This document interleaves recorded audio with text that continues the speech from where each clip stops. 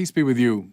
Friends, last week I spoke about Paul to the Romans, this great text, this marvelous text by the first great theologian of the church. And today we're reading from the very end of Romans 14. And I wonder if you could put this statement up wherever you'd see it, on your refrigerator, on your computer screen. Listen, none of us lives for oneself, and no one dies for oneself. For if we live for the Lord. And if we die for the Lord. So then, whether we live or die, we are the Lord's. I think in many ways, the whole Bible, the whole of Revelation is summed up in this statement. None of us lives for oneself. When I spoke about justification last week, I refer to that line from Paul. It's no longer I who live. It's Christ who lives in me. It's not the old self that lived for itself. That's gone. Paul considers that rubbish. It's Christ who lives in me. I belong to somebody else. It's not my mind and its prerogatives, my will and its desires, my inclinations that matter. It's what Christ is thinking and willing and acting in me. I'm not my own. And Paul says that too. You've been bought and at a price. You don't belong to yourself. Now, the reason I say this is so important for us is, can you see how everything in our culture militates against this? I think that's why Christianity is struggling in our world today. I mean, we say the opposite. No, it's your life.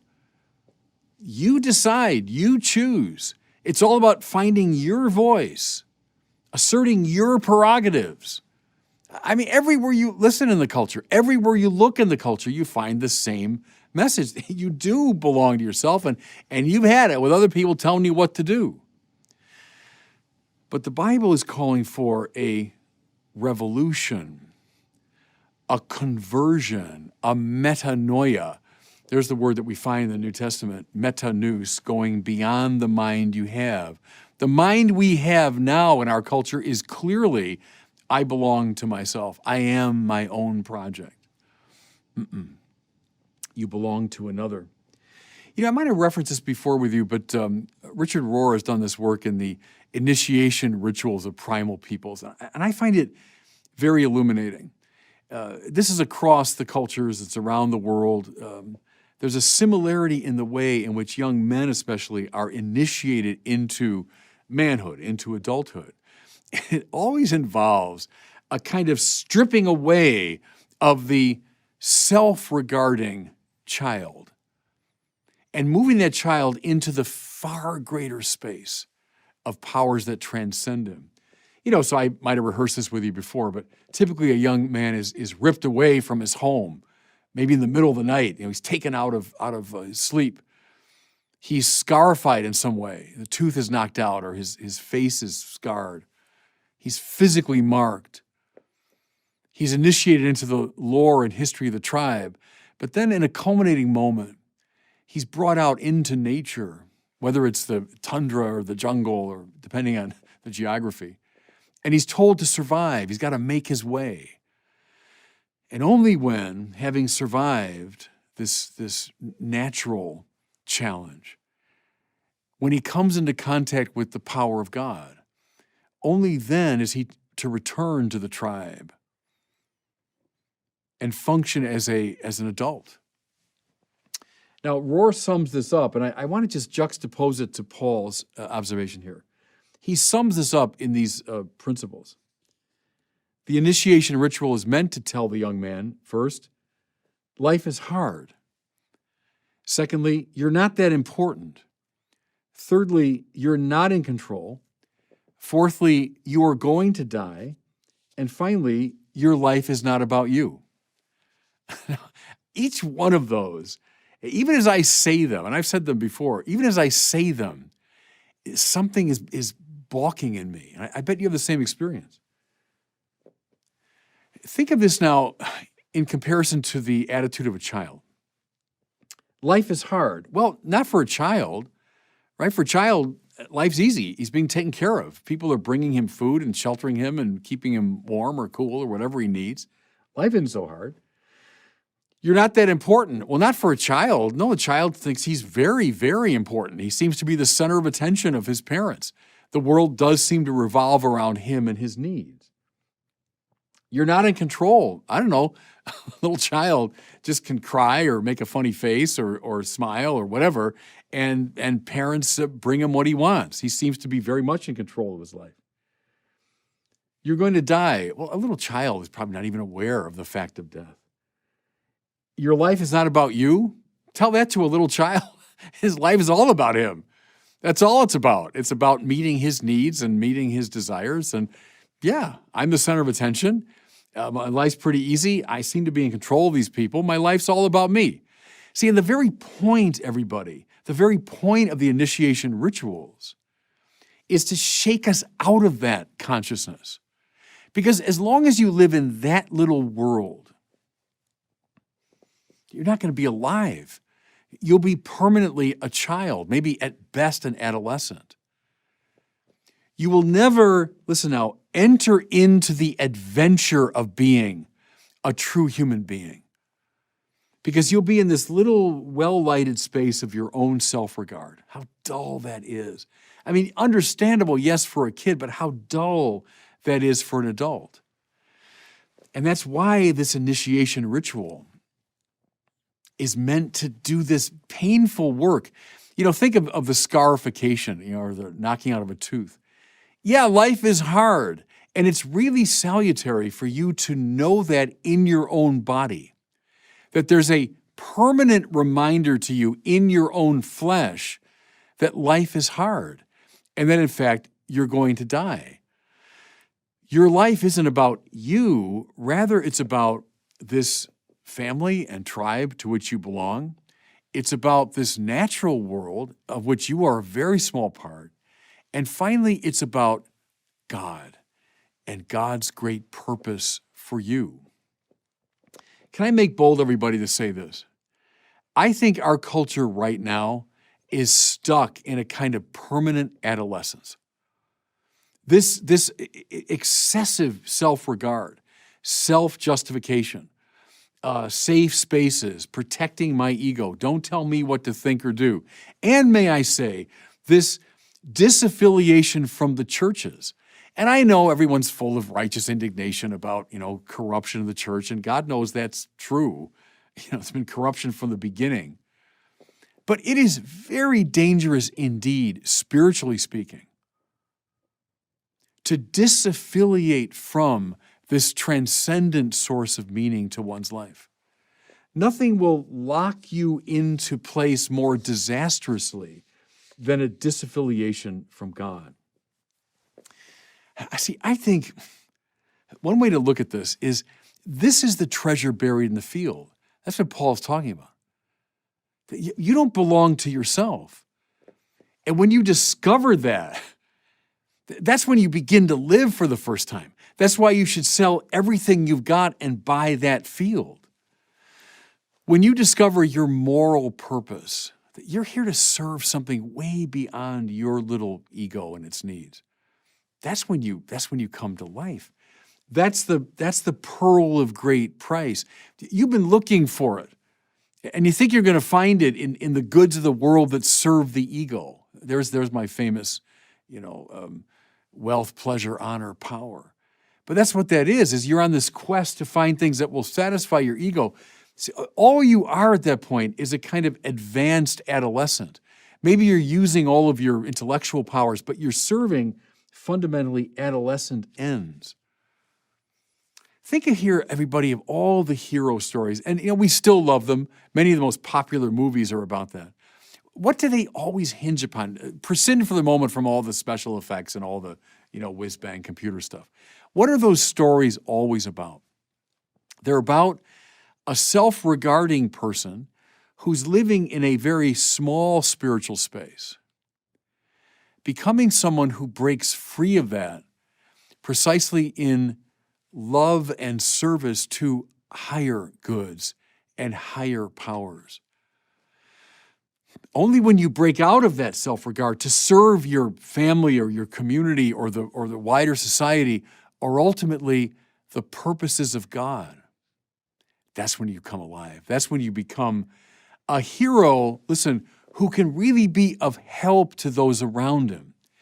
See, the permanent adolescence of our society is leading to all kinds of trouble, both in here, yes, because you never come to maturity, but also to others, because you're here in a way to serve them. And if you're caught in this sort of adolescent feedback loop, well, then you're not accomplishing the good you've been placed here to accomplish. How come the society in many ways is coming apart? Because everybody living in this permanent adolescence is not performing their mission, not finding their mission. I said this recently, maybe it was over at World Youth Day in Lisbon. Safe spaces, we're obsessed with those, a place where I can feel safe. Again, I'm not against safety. There's got to be a modicum of safety if we're going to be psychologically, together. But see how childish a desire that is. That's what children need and want, is safety. But I said to the young people in World Youth Day, a religion that places before our eyes someone who is nailed to a cross is not a religion putting a huge premium on safety. What do we put a premium upon? Accepting adventure, spiritual adventure, following God's will. Dangerous? Almost by definition. Requiring real courage? Yes. Hard? Invariably. Involving the fact that your life is not about you? Absolutely. The very things the initiation rituals are meant to accomplish, preparing us for the acceptance of this mission. Can I close with this? This is when I was out in California. I saw this sign. I think they were debating euthanasia or something at the time. And there was a big sign along the highway. It said this: my life, my death, my choice. That's our modern culture. Yep, that's it. It's my life, it's my death, it's my choice. Do you see, everybody, first how tiny that spiritual space is and how repugnant it is to what we hear in Romans 14? Again, none of us lives for oneself. No one dies for oneself. For if we live for the Lord. If we die for the Lord. So then, whether we live or die, we are the Lord's. What's the Christian answer to this? It's not my life. It's not my death, and it's not my choice. I've been bought and at a price, and I belong to this higher power, Jesus Christ living his life in me. And that's an invitation to real spiritual maturity and real spiritual adventure. And God bless you.